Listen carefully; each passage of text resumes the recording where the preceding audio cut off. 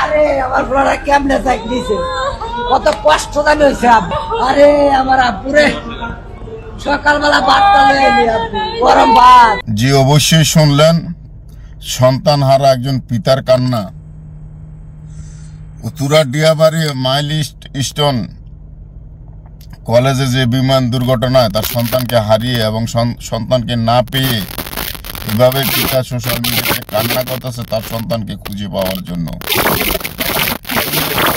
মৃত্যুতে আমরা লাশগুলো ফিরিয়ে দিতে পারতেছি না, সেখানে লাশগুলো গুম করা হচ্ছে। কেন, কি কিসের জন্য সেটা বুঝতে পারতেছি না।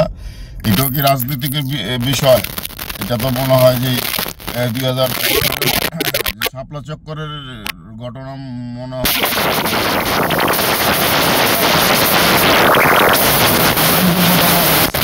এখানে কেন লাশ গুম করা হবে? অনেক পিতামাতা তাদের সন্তানের লাশ খুঁজে পাচ্ছে না। তাহলে চলেন আমরা দেখিনি, দেখেন সন্তানকে হারিয়ে পিতার কি কান্না। আরে আমার বড়রা কেমনে যাই দিছে, কত কষ্ট জানি হয়েছে। আরে আমার আব্বুরে সকালবেলা ভাতটা লয়ে নি, আব্বু গরম ভাত। আব্বু গরম ভাত রাখার মতন টিফিন খাবো। আব্বু তুমি বাইরের জিনিস খাইও না, তুমি টিফিন খাইবা। টিফিন খাইলে ভালো না, ভাত খাইবা, গরম ভাত খাইবা। গরম ভাত খাওয়া হইলো না আব্বা তোমার। আব্বারে সকালে নামাই দিছি দুইটা ছেলে, আমার একটারে নামাই দিছি বড়টারে সামনে, ছোটটায় কয় আব্বু আমার কাছে ব্যাগ দাও, আরেক হাতে বাড়িটা নিচে। আরে আব্বুরে তোর একটা সীমা দিতে আমার বাবারা একা একা কান্নাকাটি করতো, কেউ কোনো অভিযোগ নাই। আব্বু আব্বু মনে হয় তুমি দুষ্টামি করে আনো গেলা, আনো তুমি। আব্বু কইলা আরে বাবা তোমার তো পাইলাম না, আমি তো অনেক খুঁজলাম না আব্বু, তোমার অনেক খুঁজি।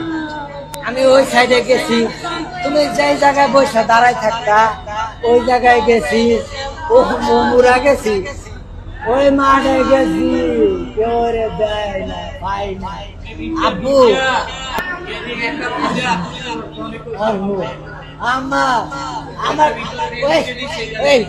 আমার ছেলেটা কোনো অভিযোগ করে নাই, কোনো অভিযোগ করে নাই, কেউ মারলে অভিযোগ করে নাই, একা নিবিড়ে বসে কান্নাকাটি করে। আব্বু তুমি কান্না করো কে?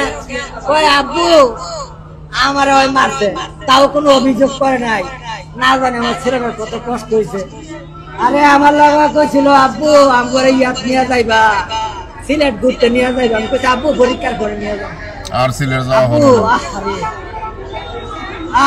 তুমি তুমি আমার মাঝখানে আজকে বলছিলা, বড়টায় পিছনে বসে, বড়টায় পিছনে বসছিল। ও জুনায়েদ রে, জুনায়েদ তুই কই গেলি? জুনায়েদ, আরে জুনায়েদ, জুনায়েদ তুই কই গেলি? জুনায়েদ, আরে জুনায়েদ রে বাবা।